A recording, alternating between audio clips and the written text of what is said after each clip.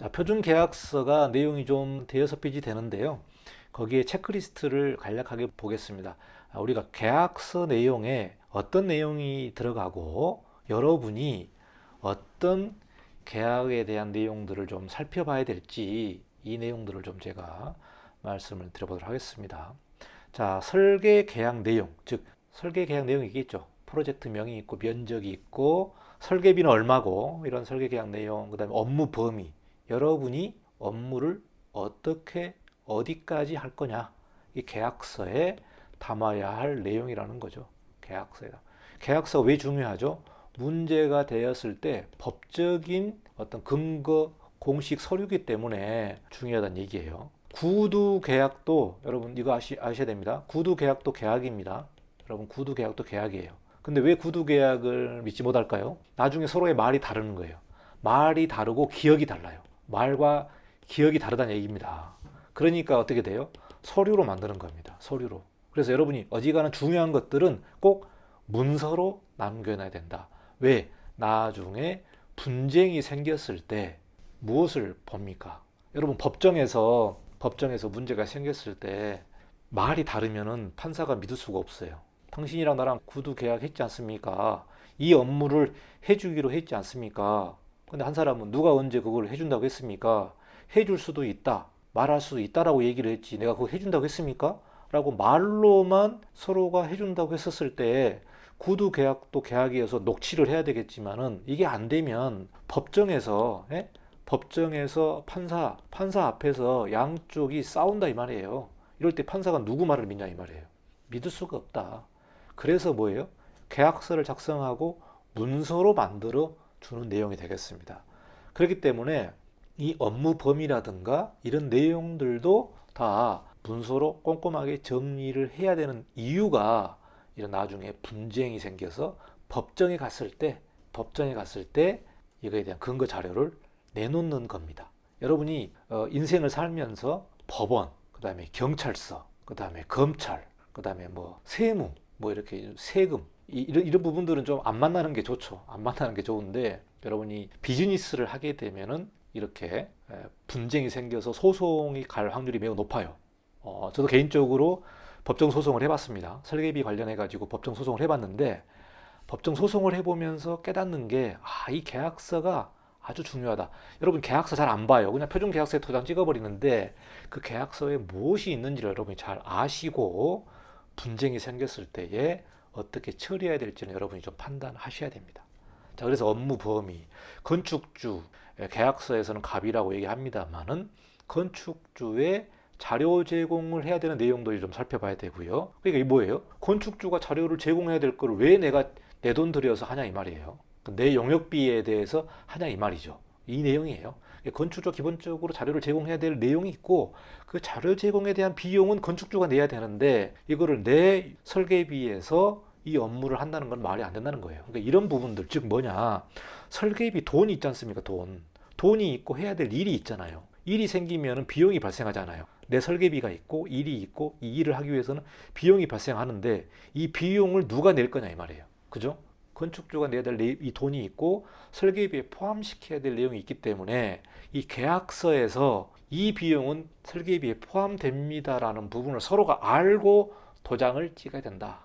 그리고 업무 대가, 용역비, 즉 총 설계비가 얼마냐, 용역비라고 얘기를 합니다만은 업무 대가에 관련된 내용도 알아야 되고 업무 대가와 업무 기간, 설계 기간을 도대체 몇 개월 할 겁니까? 4개월 할 겁니까? 1년 할 겁니까? 이 업무 기간도 여러분이 좀 판단하셔야 되고 용역비에 대한 지불 시기, 결국은 우리가 돈을 받는 시기죠. 그 다음에 건축주는 돈을 줘야 되는 시기죠. 이 시기도 여러분이 잘 명기를 하고 돈을 이제 달라고 해야 되겠죠. 자, 중요한 부분이 계약 해지 사유와 면책 사항이 있습니다. 계약 해지 사유와 면책 사항.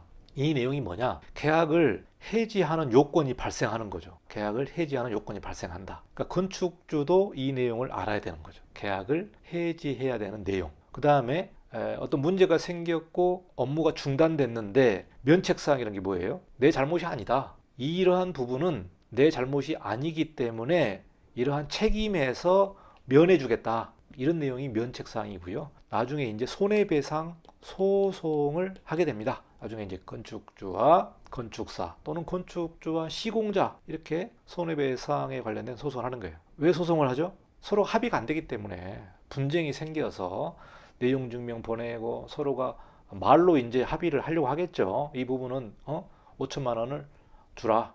내가 손해를 봤다. 무슨 소리냐? 이건 내 잘못이 아니다. 못 주겠다. 그럼 어떻게? 법원으로 가는 겁니다. 법원으로.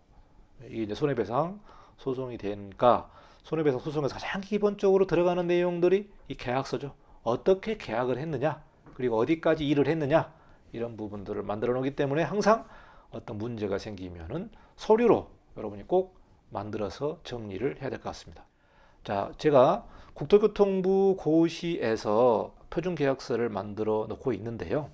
2019년 12월 31일자 가장 최근이죠. 가장 최근에 국토교통부 장관이 설계 표준 계약서를 작성을 해서 고시를 했습니다. 2019년 975 이런 내용이고요. 건축법에 따라서 건축물의 설계 표준 계약서를 다음과 같이 개정 고시합니다. 이렇게 나와 있어요. 그래서 이 내용을 보시고 설계 표준 계약서가 그래도 국토교통부 장관이 고시를 하고 배포를 했기 때문에 일단 설계 표준 계약서를 가지고 최대한 계약을 하는 것이 맞다. 그렇지만 이게 이제 표준 계약서가 강제적인 내용이 아니기 때문에 강제사항이 아니기 때문에 이거를 참조하라고 냈기 때문에 참조해서 쌍방이 적절하게 합의를 하시면 될 것 같습니다. 자, 설계 계약서의 가장 첫 페이지입니다.